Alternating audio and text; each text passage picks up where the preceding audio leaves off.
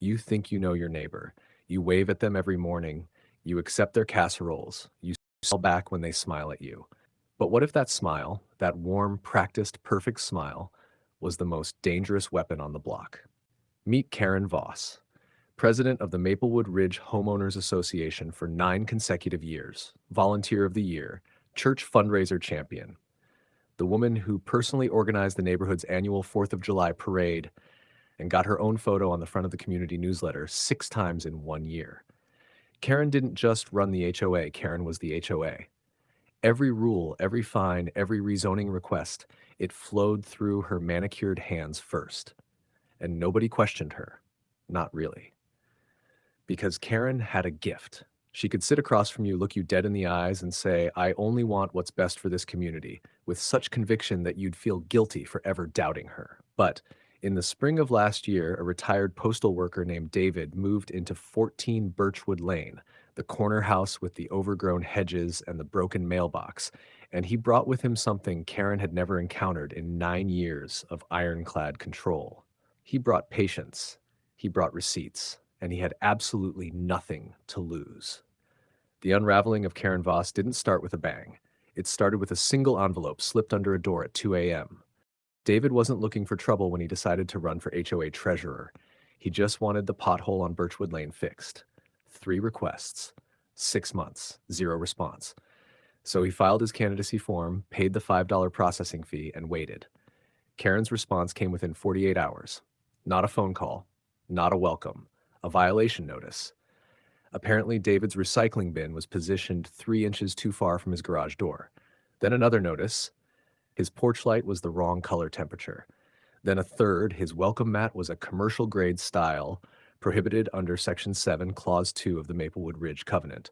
3 violations in 4 days. After 18 months of total silence, David said nothing.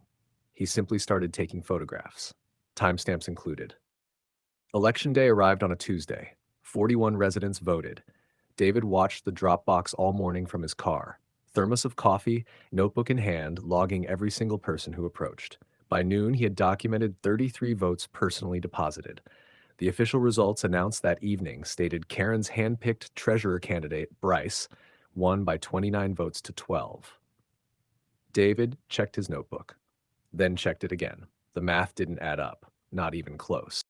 And when he formally requested to inspect the physical ballots under the association's own bylaws, ballots that were supposed to be preserved for 60 days, Karen informed him with that signature smile that they had been accidentally shredded during a routine office cleanout, 2 days after the election. What Karen didn't know, what nobody on Maplewood Ridge knew, was that before David spent 30 years delivering mail, he spent 4 years as a paralegal for a municipal ethics attorney. He understood paperwork the way Karen understood manipulation, intimately, instinctively, ruthlessly. He filed a formal public records request with the county for every document Maplewood Ridge HOA had ever submitted: financial disclosures, meeting minutes, election certifications, insurance filings, all of it. It took 11 days to arrive, 463 pages. David read every single one. What he found on page 217 stopped him cold. Karen had been submitting election results to the county using a notarized certification form, a form that required a licensed notary signature, the same notary, every single year for 9 years.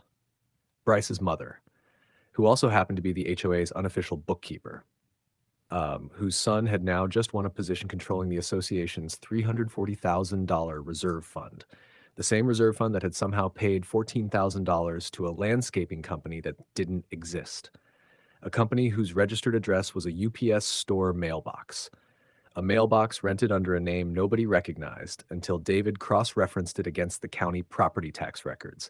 The name on that mailbox rental? Karen's maiden name. She hadn't just rigged one election. The paper trail suggested she'd been quietly bleeding this neighborhood dry for years, smiling the entire time, collecting casserole dishes and community awards, while her neighbors unknowingly funded her second income. David picked up the phone and called the county prosecutor's office. The county prosecutor didn't dismiss David's call. They transferred him to the financial crimes unit. Within 3 weeks, 2 investigators arrived on Maplewood Ridge in an unmarked sedan. They didn't knock on Karen's door first. They knocked on David's. They sat at his kitchen table for 2 hours, reviewing his notebook, his timestamps, his photographs, and his 463 pages of annotated records, color-coded, tabbed, and cross-referenced like a man who had been quietly preparing for exactly this moment. Because he had. The investigation went formal in October. By November, Karen received a certified letter requiring her to surrender all HOA financial records, access credentials, and her physical copy of the community seal. Bryce resigned before anyone asked him to. His mother's notary license was flagged for review. The neighborhood found out on a Wednesday morning when a legal notice was posted on the community bulletin board, the same board Karen had used to announce her Volunteer of the Year award 3 months earlier. 41 households, 9 years. The forensic audit ultimately identified over $67,000 in fraudulent disbursements traced directly back to Karen's maiden name accounts. She didn't smile at the county hearing. That famous practiced perfect smile, the one that had controlled an entire neighborhood for nearly a decade, was completely gone, replaced by something her neighbors had never seen on her face before. Consequences. David got his pothole fixed in February. He didn't gloat. He simply walked back inside, made coffee, and started reading the new HOA bylaws, ones he had personally helped rewrite. Some people carry patience like a weapon. Karen never saw it coming. If this story moved you, made you angry, or made you think twice about who's really running things in your neighborhood, like this video, share it with everyone you know, and subscribe for more stories that expose what happens behind closed doors. And tell us in the comments where you're watching from. This community is global, and we want to hear from you.